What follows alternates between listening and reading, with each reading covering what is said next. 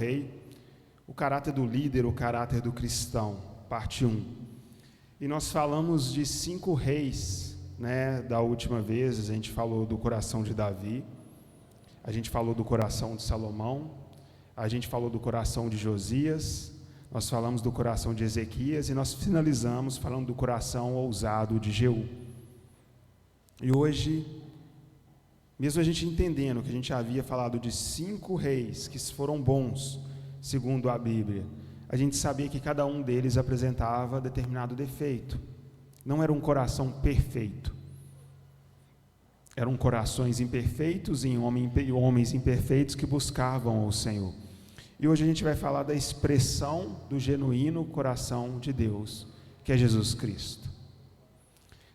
Então, além de ter o coração do amado, o coração pacífico, um coração restaurador e cheio de fé e ousado, como os reis, Jesus tinha isso em abundância. Ele tinha isso em perfeição. E nós devemos trazer isso para o nosso coração. Nós devemos aprender com quem fez de forma perfeita, com quem realmente geriu esses atributos.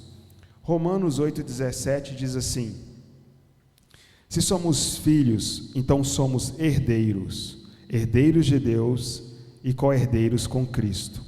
Se de fato participamos dos seus sofrimentos, para que também participemos da sua glória.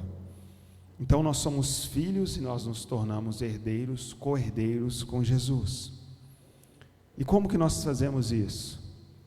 Participando dos sofrimentos de Cristo. Ou seja, as chagas de Cristo manifestam em nós. Aquilo que Jesus foi provado, nós também seremos provados, mas como ele venceu a toda espécie e tipo de pecado, nós sabemos que a vitória também nos é dada. Eu acho que pode reduzir o retorno aí um pouquinho. Rômulo, abaixa um pouquinho para mim, está bem alto aqui, fazendo favor. Então, participemos da sua glória. Nós precisamos entender que para ser participantes da glória do Senhor, é necessário que nós tenhamos esse coração, que somos herdeiros de uma graça, de um favor imerecido. O que significa o Messias? Jesus é o Messias.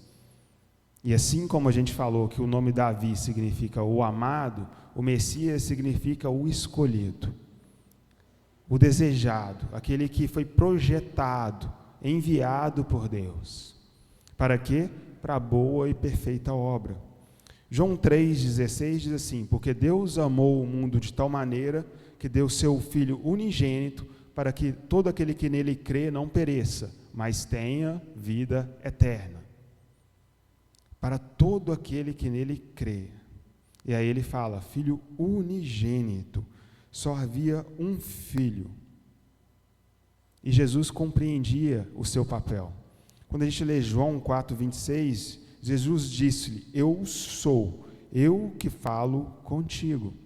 Ele se revela àquela mulher samaritana ali na beira do poço, ele se revela como Cristo, como o Messias. Ele sabia que a identidade dele era essa. E aí no nosso coração, essa identidade de herdeiro, ela tem que estar muito forte. Nós não estamos perambulando pelo mundo ou a passeio.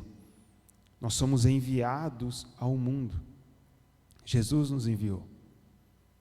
Então o meu destino, ele não é aleatório. Eu não estou aqui para vagar para lá e para cá, de acordo com a minha conveniência. Eu fui projetado por um objetivo específico. Assim como Jesus fala, eu sou o enviado, eu sou o Cristo, e depois ele fala, eu vos envio, como ovelha no meio de lobos. Mas tem de bom ânimo. No mundo tereis aflições, mas tem de bom ânimo. Eu venci o mundo. Então nós temos que ter essa convicção. Eu sou filho de Deus. Eu tenho que me portar como filho de Deus. E aí ele continua em João 8,28. Disse-lhe, pois, Jesus, quando levantardes o Filho do Homem, então conhecereis que eu sou, e que nada faço por mim mesmo, mas isto falo como meu Pai me ensinou. Lembra quando a gente leu lá em Romanos? Romanos é o quê? Participemos dos seus sofrimentos para participarmos da sua glória. Jesus está falando, eu participo da vontade do meu Pai, eu faço exclusivamente a vontade do meu Pai. E a expectativa dele em mim e em você é exatamente essa, de fazer verdadeiramente a vontade de Deus para mim e para a sua vida, nem mais nem menos, reconhecendo os limites que Deus coloca ao nosso redor, mas nós não podemos ficar aquém, porque nós não temos motivos para ficar aquém daquilo que Ele sonhou para nós. A parábola dos talentos é isso, a um eu dou 5, a outro eu dou 2, a um eu dei 1, e aquele que tinha menos ainda escondeu, não prosperou o seu talento. Deus conhecia o limite de cada um e Ele deu na proporção do limite de cada um. Por isso o que tinha 1, ele era injustificável, porque Deus já sabia qual era o limite dele e atendeu o limite dele. Às vezes a gente aborta, a gente falou na semana passada, retrasada, sobre o nascimento do chamado. Nós não podemos abortar o nosso chamado. Elias, ele abortou o chamado dele, e Deus respeita isso. Ele tinha se entregado por anos, mas aí quando Jezabel vem, ele se sente apavorado ali. E aí Deus fala com ele, Deus dá para ele uma direção, e Deus dá para ele 3 coisas, né? Deus fala, unge a Jeú, né? E uma outra coisa que Deus fala é unge, a última coisa é unge Eliseu em seu lugar. O que Elias faz? Ele faz o contrário. Ele não vai para a primeira, a segunda e a terceira. Ele vai direto para a terceira. A primeira coisa que ele faz é ungir Eliseu, a passar o seu chamado para Eliseu. Tanto é que quem unge Jeú, rei sobre Israel, é Jezeabe, servo de Eliseu. Ou seja, ele falou assim, não, tem 3 coisas, eu não vou seguir, eu vou na última, porque aí eu já resolvo o meu problema. Elias foi levado, né, aos céus, mas Eliseu recebeu a porção dobrada. Eu não quero que nós venhamos a abortar os nossos chamados. Nós temos que ter convicção de quem nós somos em Deus. Nós somos herdeiros com Cristo. Essa é a identidade. Colossenses 1,18. E Ele é a cabeça do corpo da igreja, é o princípio e o primogênito dentre os mortos, para que em tudo tenha preeminência. Olha o que aconteceu. O que aconteceu entre João 3,16, onde ele era o unigênito, o filho unigênito, para Colossenses 1,18, onde ele é o primogênito. Havia um só filho em João 3,16, que era Cristo. Em Colossenses, ele é o primeiro de muitos filhos. Porque por meio de Cristo nós somos feitos filhos de Deus. E é disso que eu e você temos que tomar posse. Algo mudou. Algo aconteceu para que eu e você também fôssemos tomados como herdeiros. E por que não agimos como herdeiros? E aí às vezes a gente fica igual o filho pródigo. Tem 2 filhos pródigos na parábola do filho pródigo. Tem aquele que sai, que vai comer com os porcos, e de repente vem a luz, ele olha para o céu e ele fala, pequei contra Deus e contra meu pai, me arrependerei e voltarei para a casa do meu pai. E ele retorna. E aí o pai o recebe com as vestes, a gente vai falar das vestes depois. Mas qual que é o outro filho pródigo? Aquele que está na casa. E a primeira reclamação dele é, estou há tanto tempo com o Senhor, trabalhando com o Senhor, e nunca me destes um cordeiro para celebrar com os meus amigos. O que o pai fala? Filho, mas tudo que eu tenho é teu. Ou seja, ele habitava na casa, mas ele não tinha uma mente de filho. A mente dele era igual ao do outro. O outro saiu e ele servia sem compreender que tudo do pai era dele. Tudo estava à disposição, tudo estava na mesa. E quantos de nós somos assim? Alguns filhos estão desfrutando, alguns filhos estão fluindo em dons espirituais, alguns filhos estão se aprofundando na palavra, alguns filhos estão fluindo em Deus, passando pelas provas, e outros estão só trabalhando, sem desfrutar das benevolências do Pai. Porque o coração não é de filho. O coração não está aliançado. Ele não entende que ele é escolhido. Então nós temos que entender que Jesus, ele faz isso com perfeição. Ele tem o coração como amado. Quando Jesus, ele vai ser batizado por João Batista, e aí João batiza ele, desce uma pomba do céu representando o Espírito Santo, o céu se abre, os homens ouvem uma voz, que a voz diz: este é o meu filho amado, em quem eu me comprazo. Ou seja, em quem eu me comprazo, em quem eu me deleito, em quem eu me alegro. Essa é a expectativa de Deus em cada um de nós. Olhar para nós e falar: este é o meu filho amado, em quem eu me comprazo. Mas às vezes nós estamos trilhando os caminhos que não fomos de Deus para a nossa vida, mas são escolhas nossas. Não são caminhos para o qual eu fui chamado. Eu fui chamado para ser o filho amado. Eu não fui chamado para abandonar a casa do Pai e comer com os porcos. Eu não fui chamado para ficar dentro da casa do Pai e não desfrutar do banquete do Pai. Eu fui chamado para trocar as minhas vestes, como nós cantamos aqui hoje, e me assentar à mesa e desfrutar do banquete que o Pai, por meio de seu Filho amado, preparou para mim. E por que eu tenho que viver menos do que isso? Por que eu tenho que viver menos intimidade do que João Batista viveu? Ele se deitava no peito de Jesus. Se eu fui chamado para viver exatamente isso. Os meus filhos, eu tenho 2 filhos, eles não pedem licença para me abraçar. O mais novo, então, ele não pede licença para subir em cima de mim, na minha cabeça. Não, ele simplesmente vem. Se eu estou deitado no sofá, ele não quer saber. Ele deita, sobe em cima, pula em cima, ele não pergunta se pode. Por quê? Por que ele faz isso? Porque eu sou o pai dele. Ele não tem que pedir licença para ter intimidade comigo.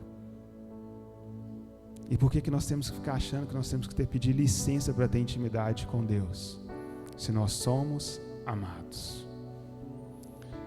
Outra expressão do coração de Jesus, assim como era o coração de Salomão, é o pacífico. Mateus 11, 28 e 30. Vinde a mim todos que estáis cansados e oprimidos, e eu vos aliviarei. Tomai sobre vós o meu jugo e aprendei de mim, que sou manso e humilde de coração, e encontrareis descanso para as vossas almas, porque o meu jugo é suave e o meu fardo é leve. Vocês creem que isso é verdade? Vocês creem na Bíblia? Vocês creem na palavra de Deus? Ele está falando: vinde a mim todos que estáis cansados e oprimidos. É vinde. Não há socorro para as suas dores e para o seu cansaço no mundo. Só há um lugar onde você pode trocar o seu fardo. É em Jesus. Ele fala: eu vos aliviarei. E ele ainda fala, ele passou 3 anos ensinando. Cada movimento de Jesus ele ensinava algo, mas aqui ele ressalta: aprendei de mim. Ele está falando assim, presta atenção no que eu vou falar.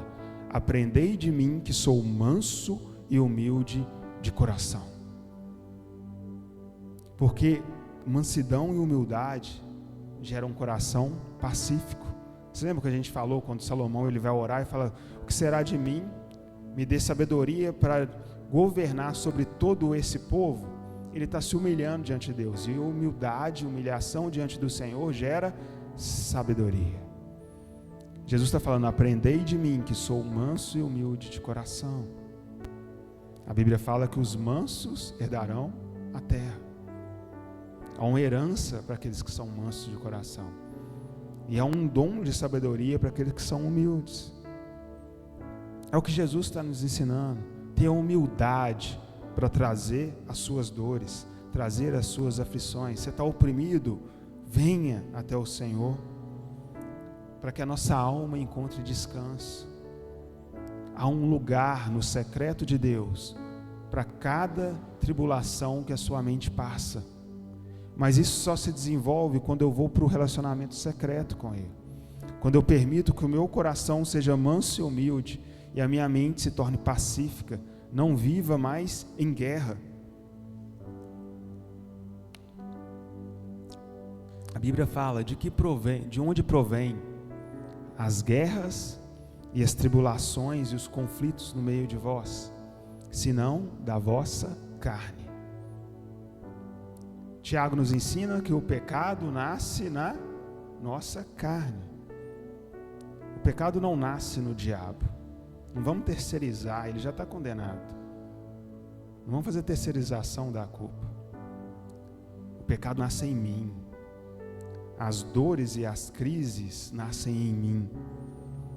E Jesus vem como a solução para todas essas coisas. Mas Ele requer que eu seja manso e humilde de coração. E o que um manso e humilde de coração faz? Mateus 12, 24 e 28. Mas uns fariseus, ouvindo isso, diziam: este não expulsa os demônios, senão por Belzebu, príncipe dos demônios.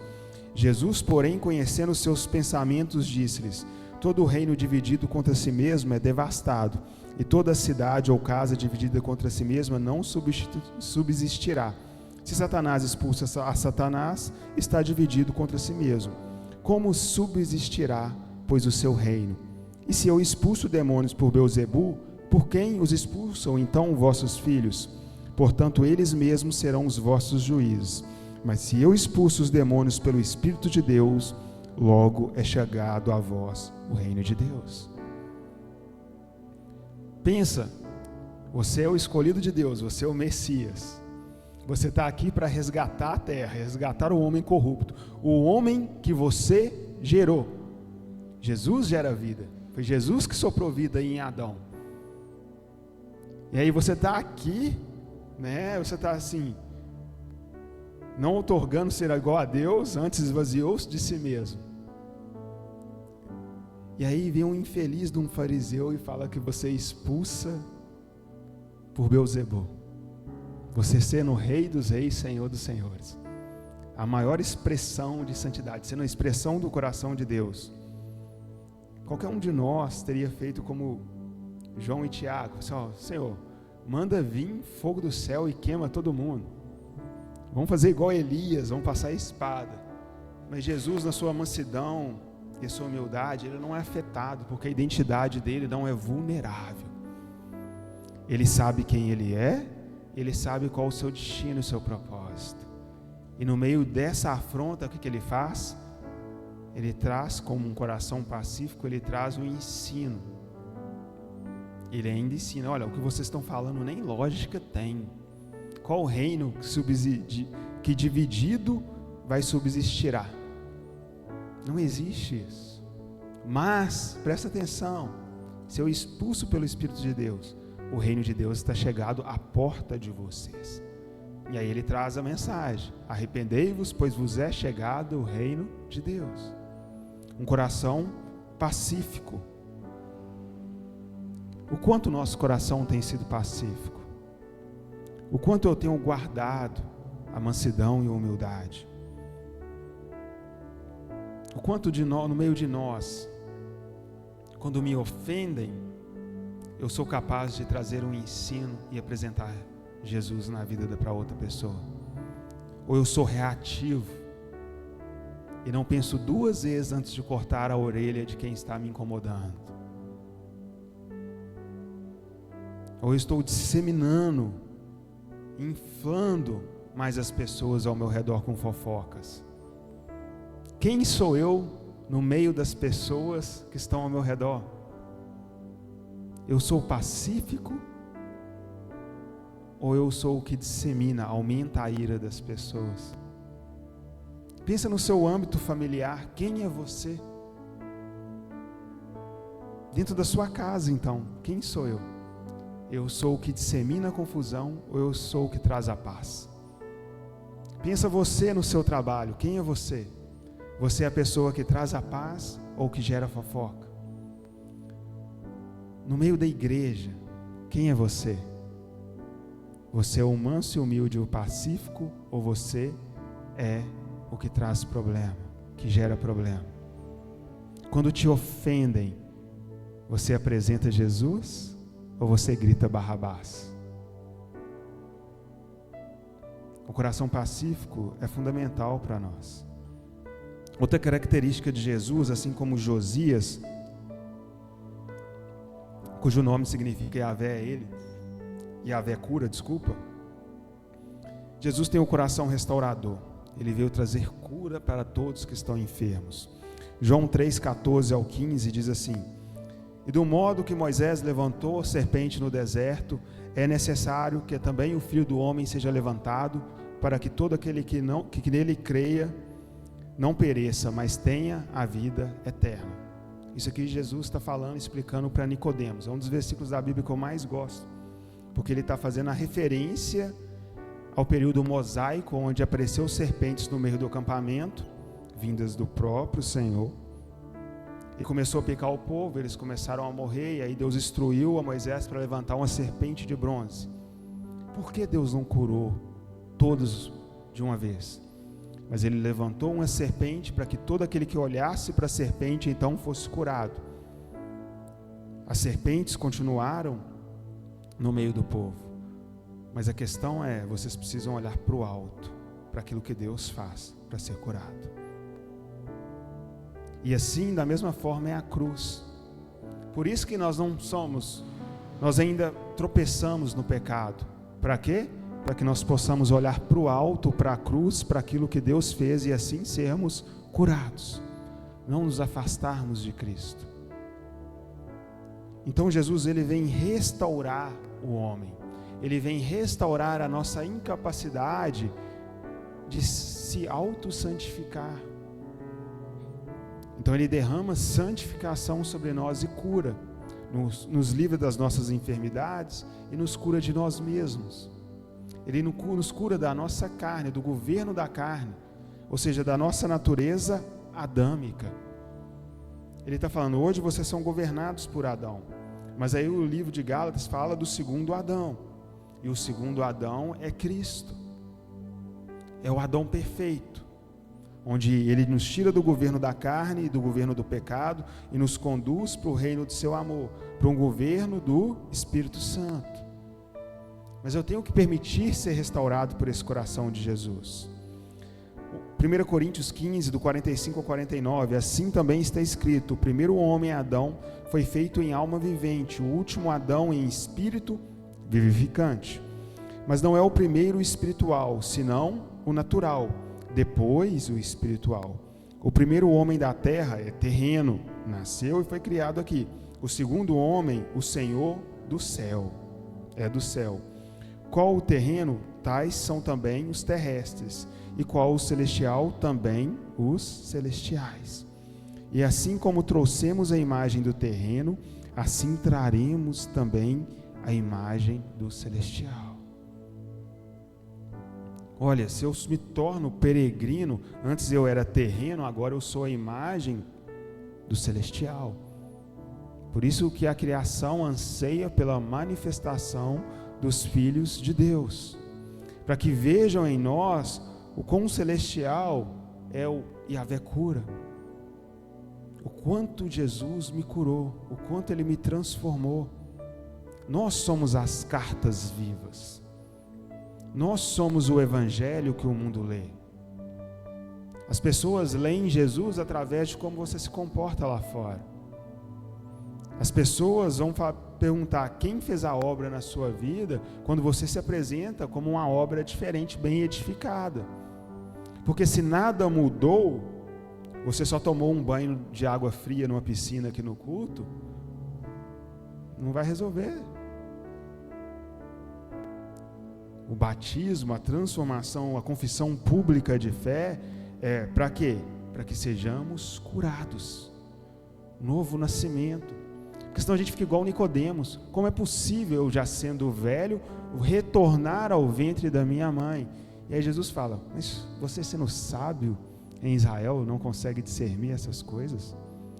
O que é nascido da carne é carne, mas o que é nascido do Espírito é Espírito. E aí, às vezes a gente fica igual Nicodemos, só cheio de conhecimento, mas não permitimos que o Espírito Santo nos revele a verdadeira sabedoria. Que agora eu tenho que ser um reflexo do celestial. eu tenho que ser um reflexo dos céus. Porque agora eu não sou como o primeiro Adão, eu sou como o segundo Adão. Não sou mais terrestre, mas sou celestial, comprado pelo preço de sangue de Cristo Jesus. Isso é fundamental. Nós vamos em Hebreus 9, do 1 ao 28. Vocês estão animados? Pega aí na sua Bíblia. Eu preciso ler esse capítulo com vocês. Ora, também a primeira tinha ordenanças de culto divino e um santuário terrestre, porque um tabernáculo estava preparado, o primeiro em que havia candeeiro e a mesa e os pães da proposição, ao que se chama o santuário. Mas depois do segundo véu estava o tabernáculo que chama Santo dos Santos, que tinha um incensário de ouro e a arca da aliança, coberta de ouro toda em redor, em que estava um vaso de ouro que continha o maná e a vara de Arão que tinha florescido, e as tábuas da aliança, e sobre a arca os querubins da glória, que faziam sombra do propiciatório, das quais coisas não falaremos agora particularmente. Ora, estando estas coisas assim preparadas, a todo o tempo entravam os sacerdotes no primeiro tabernáculo, cumprindo o serviço. Mas no segundo, só o sumo sacerdote, uma vez ao ano, não sem sangue, que oferecia por si mesmo e pelas culpas do povo, dando nisto a entender o Espírito Santo que ainda o caminho do santuário não estava descoberto enquanto se conservava em pé o primeiro tabernáculo. É que ele fala que é uma alegoria para o tempo presente em que se oferecem dons e sacrifícios que, quanto à consciência, não podem aperfeiçoar aquele que faz o serviço. Vamos parar aqui. Ele está falando do tabernáculo terrestre. Havia um lugar, o santo lugar, primeiro estágio. Ali os sacerdotes faziam o seu serviço, os pães asmos para lá, pães asmos para cá, acendia o candeeiro e tal. E havia o véu, e aí adentrava somente o sumo sacerdote, uma vez ao ano. Ali o que? Havia a arca da aliança e ele queimava o incenso, pré-estabelecido pelo Senhor, mas não antes de se purificar com o sangue, porque ele era pecador. Então um sangue de animal o purificava. Então haviam vários símbolos, como tipologia do que havia no céu. Ou seja, de tempo em tempo o povo oferecia sacrifício. Havia o candeeiro, pães asmos já na tipologia do pão que havia de vir do céu, o maná, várias coisas para trazer uma simbologia do que havia de vir. Mas havia um véu de separação. Mas aí ele continua, consistindo somente em comidas e bebidas e várias abluções e justificações da carne, impostas até o tempo da correção. Mas vindo Cristo, o sumo sacerdote dos bens futuros, por um maior e mais perfeito tabernáculo, não feito por mãos, isto é, não desta criação, deste mundo, nem por sangue de bodes e bezerros, mas por seu próprio sangue, entrou uma vez no santuário, havendo efetuado uma eterna redenção.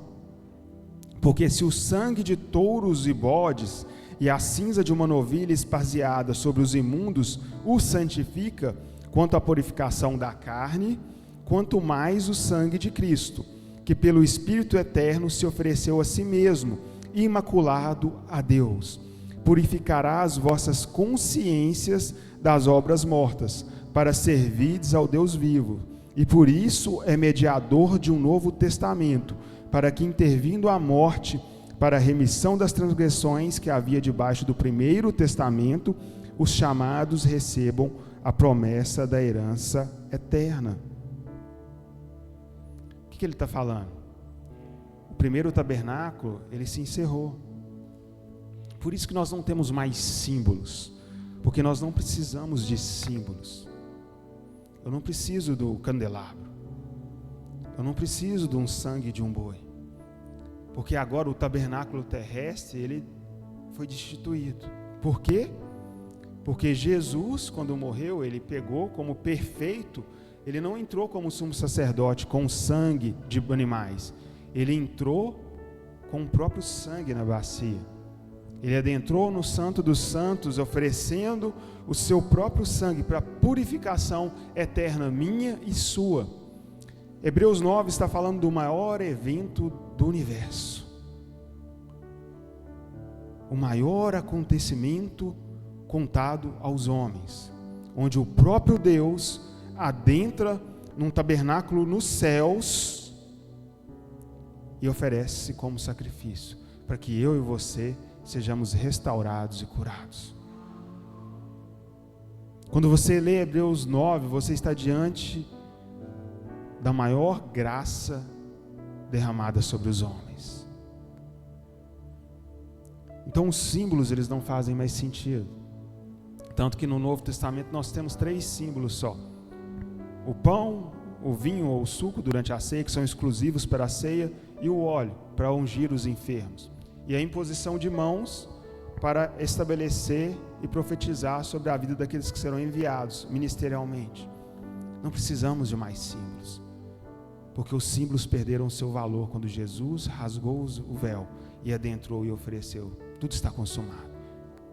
Porque ele não entrou num tabernáculo feito por mãos de homens. Ele entrou num tabernáculo feito por Deus. O tabernáculo natural, ele era um reflexo daquilo que há nos céus. Então, quando Moisés recebe instruções, ele está recebendo uma cópia daquilo que já existe. Então eu tenho que ter no meu coração que algo foi feito por mim. Eu fui restaurado por completo. Um sacrifício foi derramado. E nós temos que saber que ele aparecerá uma segunda vez para completar a boa obra que ele começou na minha e na sua vida. E eu tenho o direito de ministrar ao Senhor no Santo dos Santos. Não há quem disso. Quando você ora para alguém e fala: o sangue de Jesus seja sobre você, eu não preciso mais lá passar o sangue na pessoa. Eu não passo mais sangue no umbral da minha porta. Por quê? Porque essas coisas são reais já. Quando eu oro para alguém e o sangue de Jesus seja sobre você, o sangue de Jesus está sobre aquela pessoa. O Espírito Santo está selado em nós. E esse selo é o sangue de Cristo sobre nós. Isso é real. Por isso que não precisa mais de um símbolo para isso, como no Velho Testamento. E nós precisamos entender isso de uma vez por todas. O que separava o espiritual do natural foi destruído. Foi rasgado pelo véu. Agora eu posso adentrar no Santo dos Santos para receber aquilo que é meu por direito, por causa de Jesus Cristo. Eu já falei uma vez, quando a gente ministrei aqui sobre o Santo dos Santos, algumas pessoas estão lá fazendo um sacrifício diário, onde se lava os animais, aquela sujeira toda, aquele trabalho braçal, e o sumo sacerdote está onde? Sentindo o incenso da presença de Deus. E aí, se Jesus chamou a todos como reis e sacerdotes, como a gente falou semana passada, porque eu estou fazendo o trabalho do lado de fora do Santo dos Santos? Eu não deveria, porque eu já fui curado. Algumas pessoas ficam zigue-zagueando a vida toda, porque não compreendem que já foram curadas. A fé de Jesus. Jesus é a expressão perfeita da fé. Hebreus 11, 1-3. Ora, a fé é o firme fundamento das coisas que se esperam e a prova das coisas que se não veem, porque por ela os antigos alcançaram testemunho. Pela fé entendemos que os mundos, pela palavra de Deus, foram criados, de maneira que aquilo que se vê não foi feito do que é aparente. A Bíblia fala que sem fé é impossível agradar a Deus. E onde está a minha fé? A fé é convicção, ela é o firme fundamento. Ou seja, é na fé que eu me apoio para tomar as minhas decisões.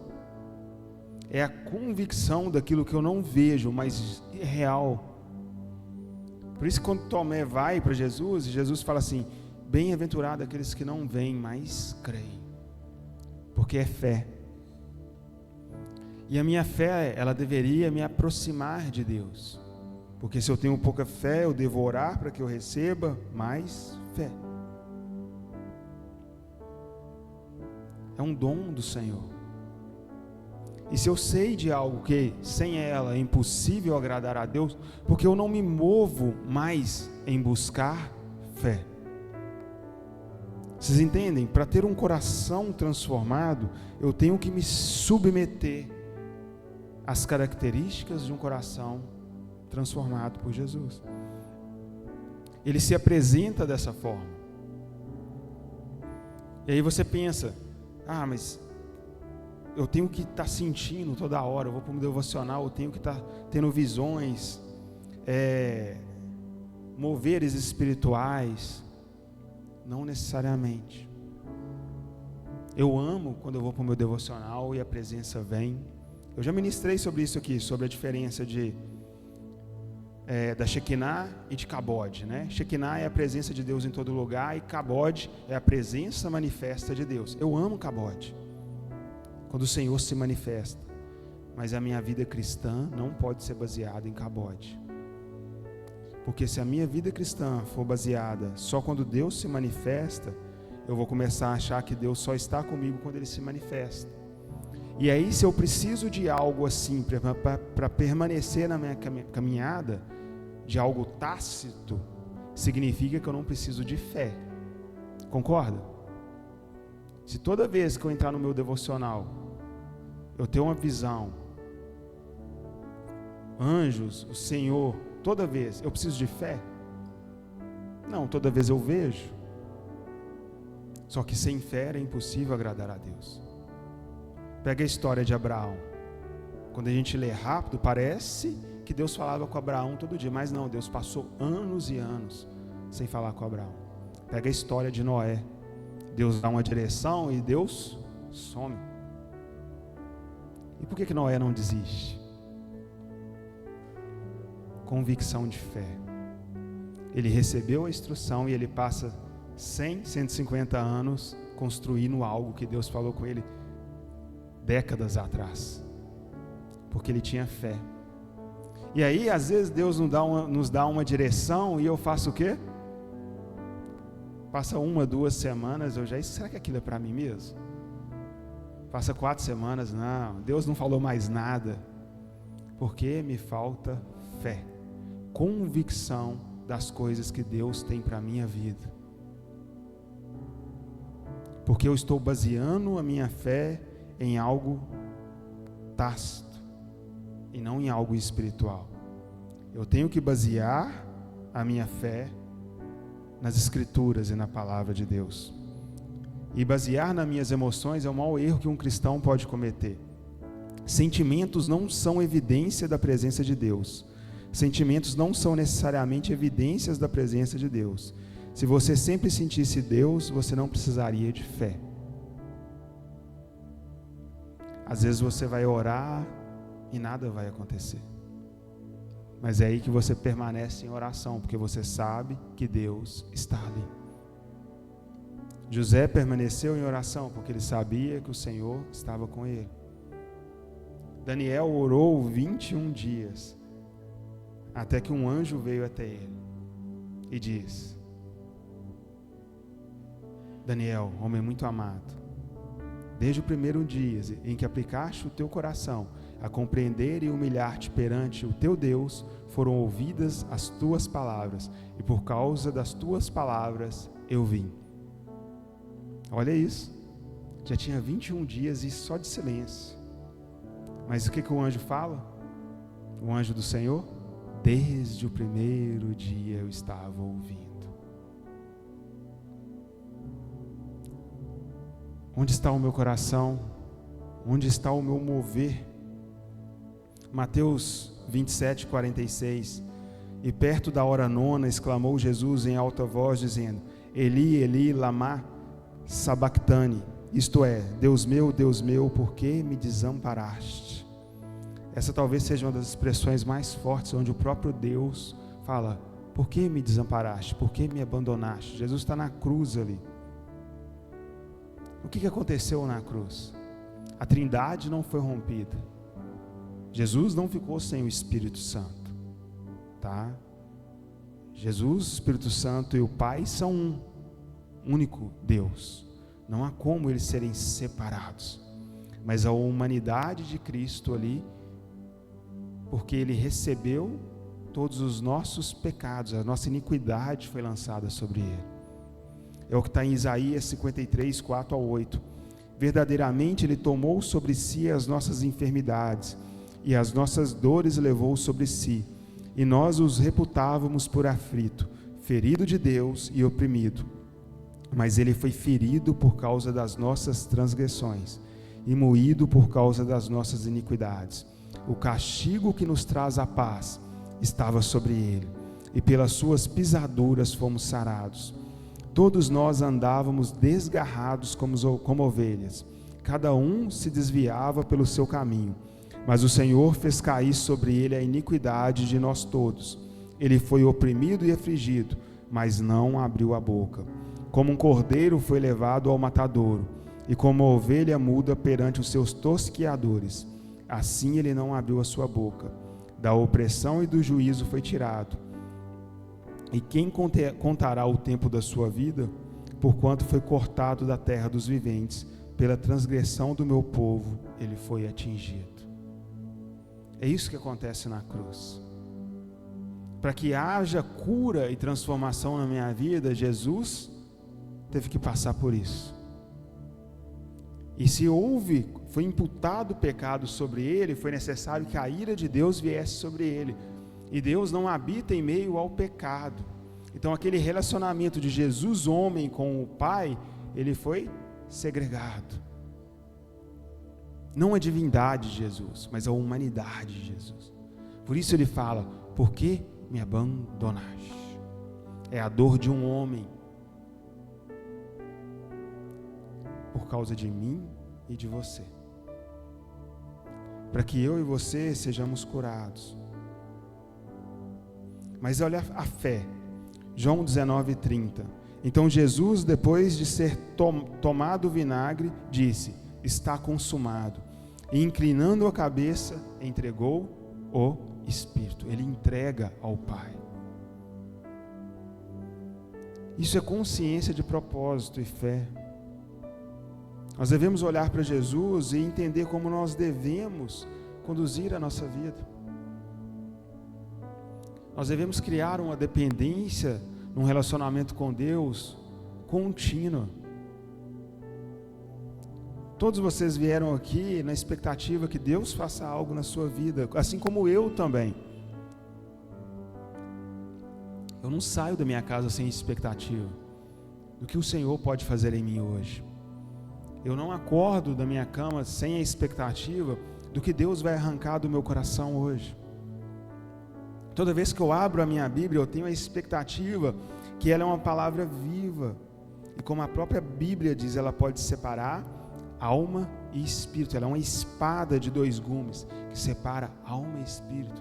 Ela pode entrar na minha entranha e separar até aquilo que está escondido, que eu não conheço, para que algo seja transformado em mim, para que eu não seja a pessoa de ontem. Nós devemos caminhar e tomar sobre nós as promessas do Evangelho. Nós não devemos nos envergonhar do Evangelho. E não devemos nos relacionar com a Bíblia como se fosse algo, às vezes é bom, às vezes é ruim. Não, é extremamente necessário que o coração do Rei esteja em mim. Eu não posso permitir na minha vida que eu caminhe em direção ao Senhor sem que haja uma verdadeira e genuína transformação. Eu posso morrer tentando, eu posso falhar diariamente, mas é uma promessa que aquele que começou a boa obra em mim, Ele é fiel para cumprir e terminar. Então não depende, o meu papel é perseverar. O meu papel é acreditar. A obra não vem de mim, a obra vem dele. Foi ele que entrou no tabernáculo, foi ele que entrou no Santo dos Santos, para que algo acontecesse na minha vida. Eu só preciso aprender com ele. Eu preciso ter expectativa que o coração do rei seja gerado em mim. A gente tem que lembrar dos heróis da fé. E saber que homens pecadores como eu e como você foram chamados pelo próprio Deus de heróis da fé.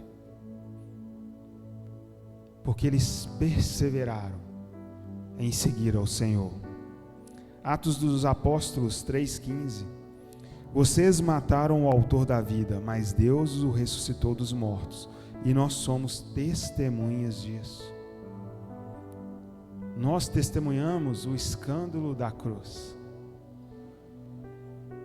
O próprio Deus se sacrificando por mim e por você.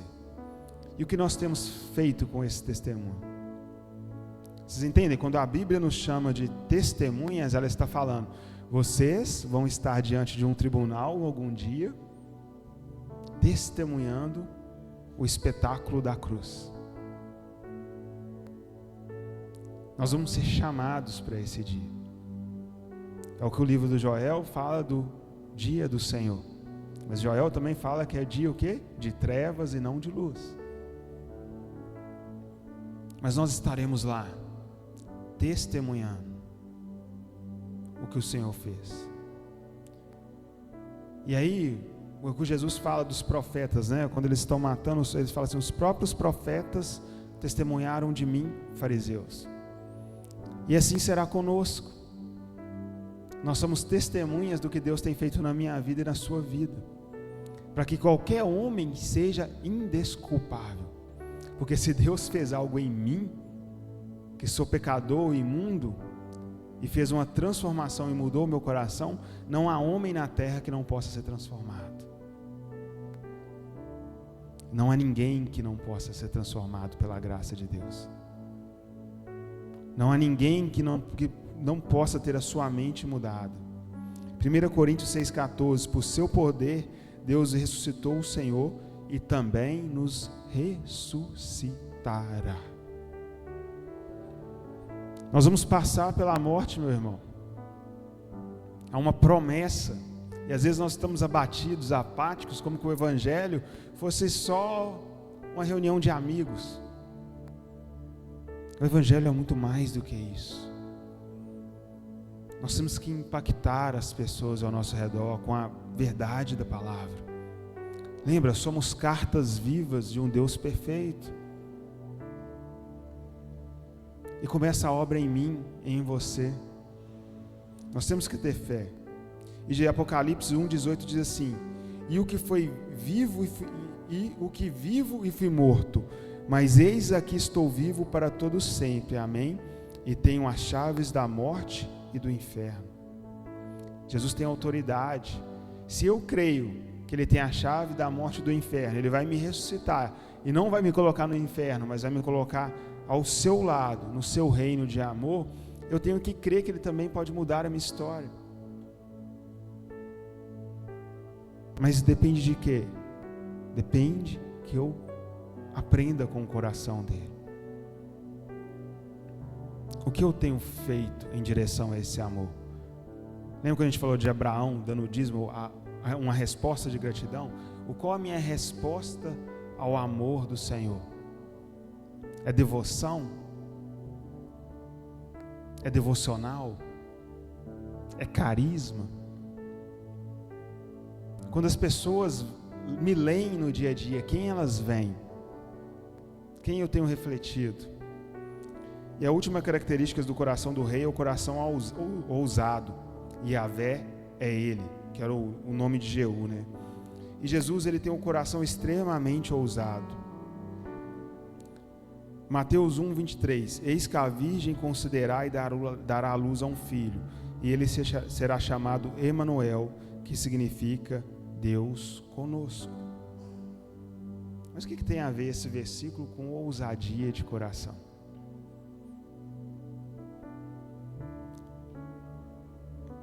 é Deus conosco.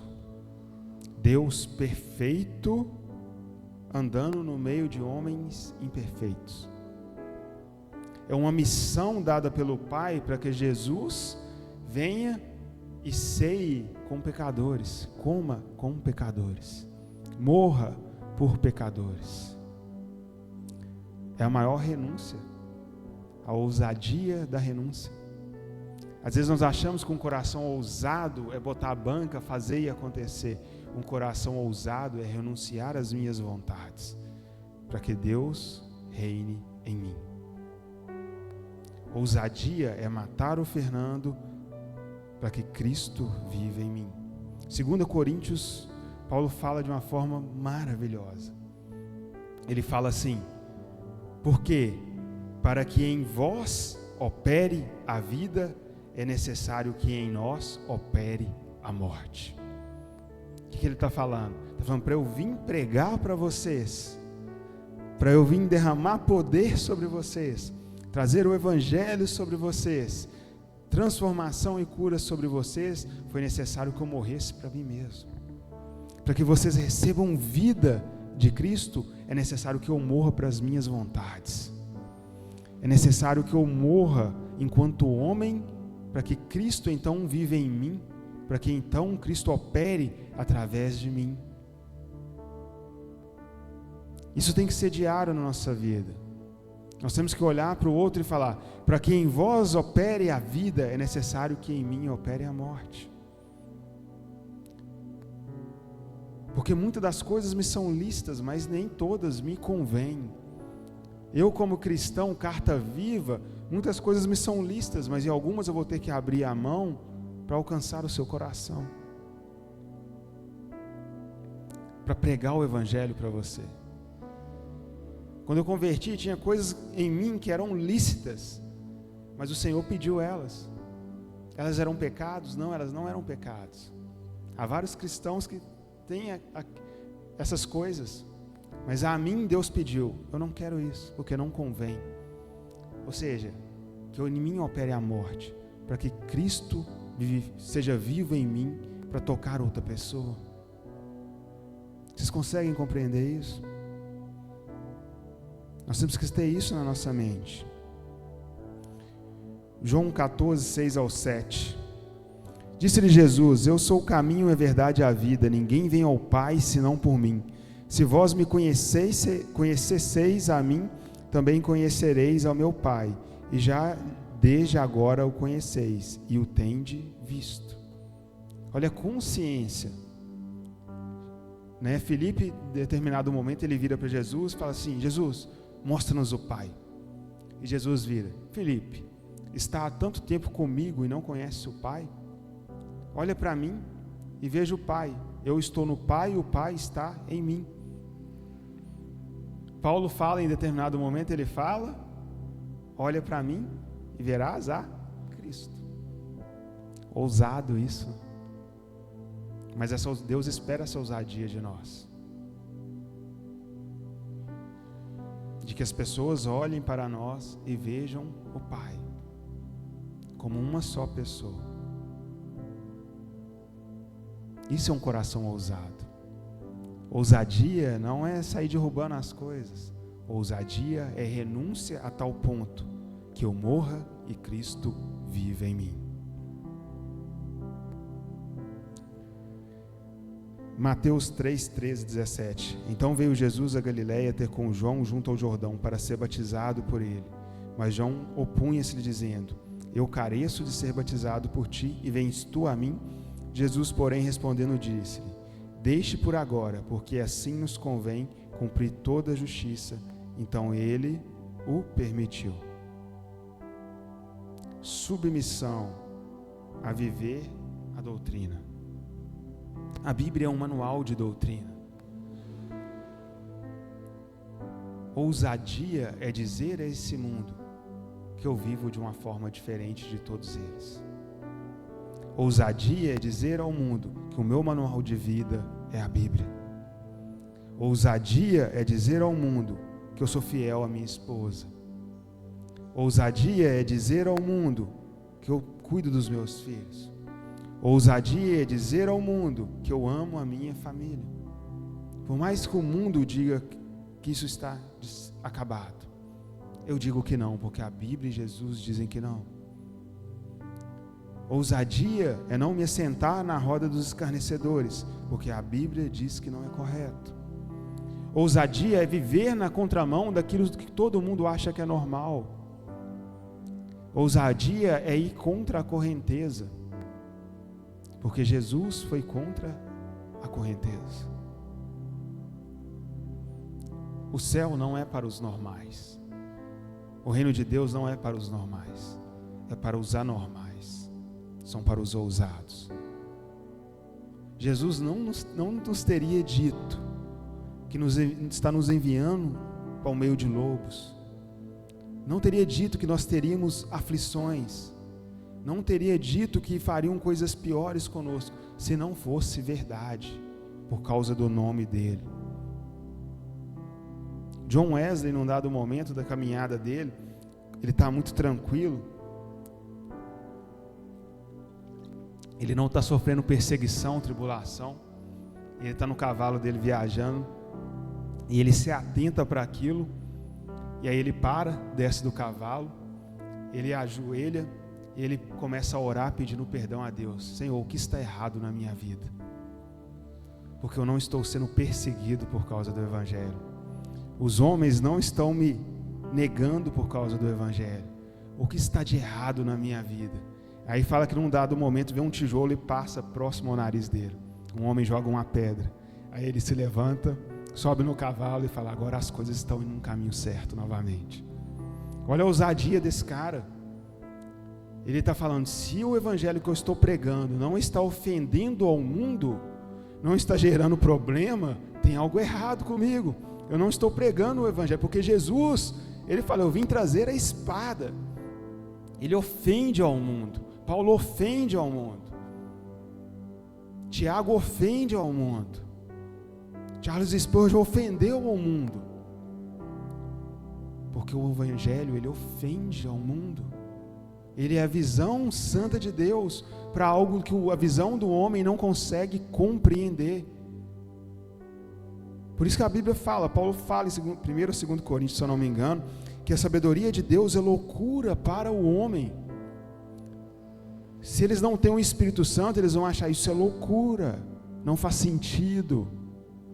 Mas é verdade, meu irmão. É nisso que nós temos que nos amparar. Hebreus 9:12, para a gente concluir, diz assim: nem por sangue de bodes e bezerros, mas por seu próprio sangue, entrou uma vez no santuário, havendo efetuado uma eterna redenção. A gente leu hoje o maior evento de todo o universo. Jesus entrando no Santo dos Santos, com o seu sangue. Nada é maior do que isso. Se as coisas tivessem terminado na morte da cruz, e nossos pecados perdoados, nós acabaríamos a nossa vida e dormiríamos eternamente. Mas não satisfeito em nos curar e nos lavar com o seu sangue, ele pegou o seu sangue e entrou no Santo dos Santos e apresentou ao Pai. E falou assim: eu com o meu sangue santifico todos aqueles pecadores. Eu com o meu sangue, eu ligo o homem ao coração do Pai novamente. Porque eu sou santo para fazer isso. Olha a intensidade disso.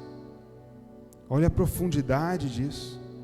Eternamente está consumado para mim e para você. Para que nós possamos viver o Santo dos Santos.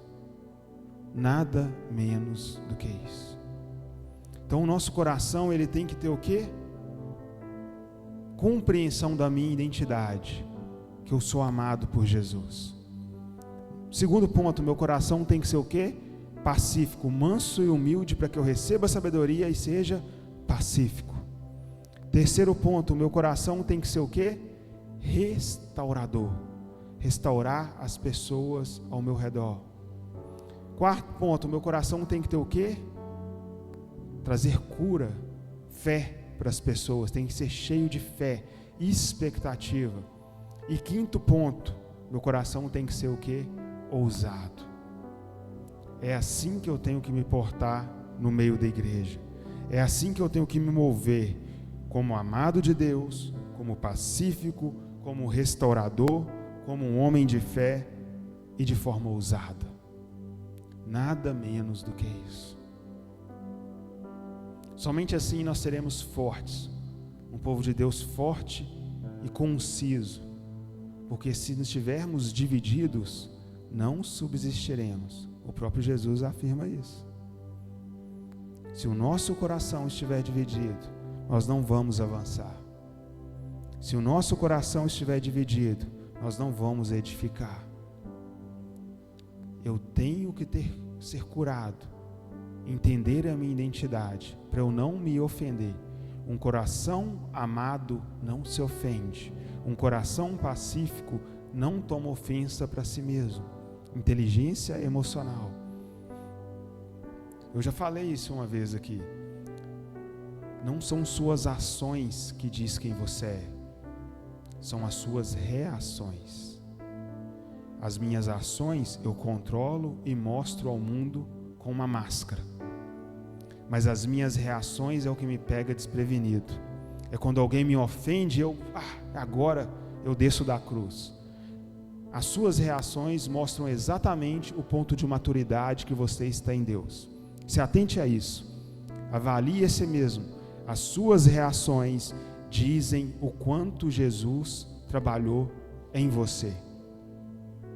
Se você tem reações que estão contrárias à Bíblia, você está exatamente nesse ponto. Você não evoluiu e você tem que começar a orar para evoluir. Não olhe as suas ações. As ações é uma maquiagem que a gente quer mostrar para o mundo. As reações é o que vem de dentro. E a Bíblia fala que o Espírito Santo trabalha de dentro para fora. As ações é o sepulcro caiado.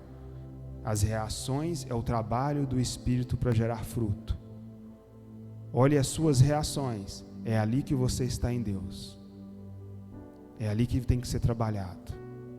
É ali que tem que ser conduzido pelo Espírito Santo. Para que nós tenhamos um coração amável, sejamos pacíficos, sejamos cheios de fé, sejamos restauradores e sejamos ousados em permitir que a morte opere em nós, para que em vós opere a vida. Amém? Coloque-se de pé no seu lugar, vamos orar. Pessoal do louvor.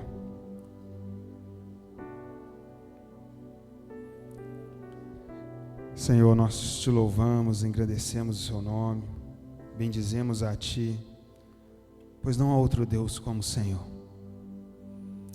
Que o Senhor venha derramar sobre nós graça em abundância, Senhor. Nós somos totalmente dependentes do Espírito Santo. Não há igreja sem Jesus, não há igreja sem o Espírito Santo. Nós não queremos só ser uma reunião, mas nós queremos ser genuinamente transformados, Jesus. Nós queremos avançar em direção àquilo que o Senhor tem para nós. Tem misericórdia de nós, que cada irmão aqui tenha convicção no coração que a igreja é feita de joelhos dobrados.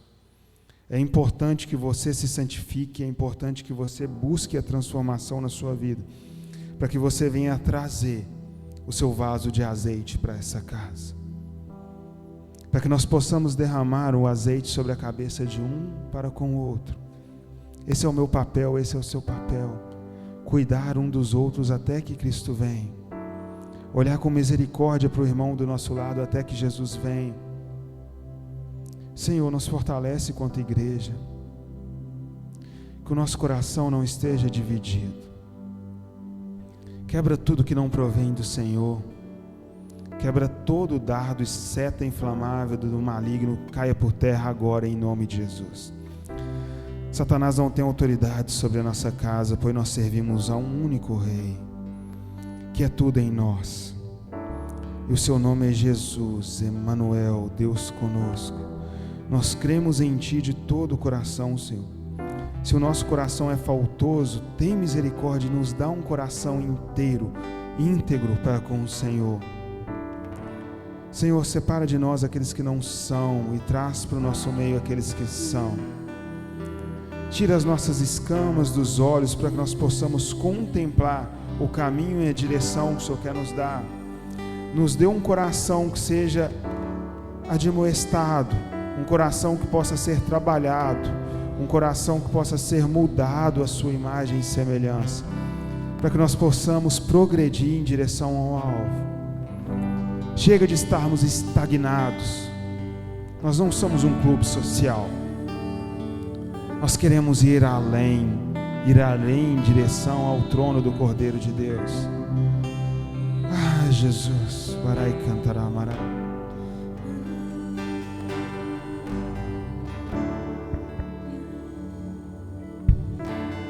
Para que entre o Rei Jesus, o Rei da glória, eu abro meu coração, eu abro meu coração para que entre o Rei Jesus, o Rei da glória, eu abro meu coração, eu abro meu coração para que entre o Rei Jesus, o Rei da glória, eu abro meu coração, eu abro meu coração para que entre o Rei Jesus, o Rei da glória, eu abro meu coração, eu abro meu coração. Jesus, o Rei da glória, eu abro meu coração, eu abro meu coração para que entre o Rei Jesus, o Rei da glória, eu abro meu coração, eu abro meu coração. Quem é o Rei da glória? Quem é o Rei da glória? É Jesus, Jesus, Ele é o Rei, Ele é o Rei. Quem é o Rei da glória? Quem é o Rei da glória? É Jesus, Jesus, Ele é o Rei, Ele é o Rei. Bendito é o nome do Senhor. Santo, santo, santo. Oh, varai, varai, varai. Bendito é o seu nome, Senhor. Ah, o Senhor tem soprado sobre nós uma névoa nova, um vento novo, um sopro de Deus. Oh, de um véu claro e transparente. O Senhor troca as vestes de algumas pessoas, aqueles que olham para o véu e eles conseguem ver do outro lado com transparência.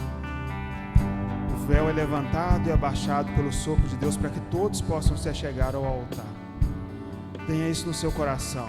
Não há separação. Há um sopro novo sobre essa casa. Nós precisamos caminhar em direção a isso.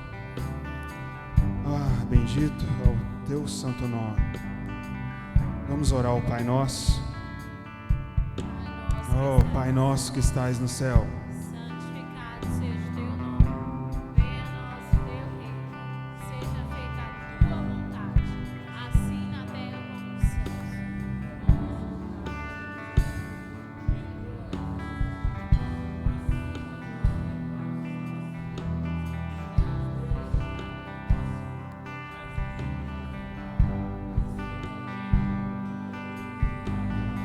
Para todos sempre. Amém, amém. Bendito é o nome do Senhor. Levanta a sua mão direita, coloca a outra mão no coração. Senhor, nós te agradecemos por essa noite. Espírito Santo, esteja conosco ao longo dessa semana. Que o Senhor continue gerando no nosso coração palavras de vida.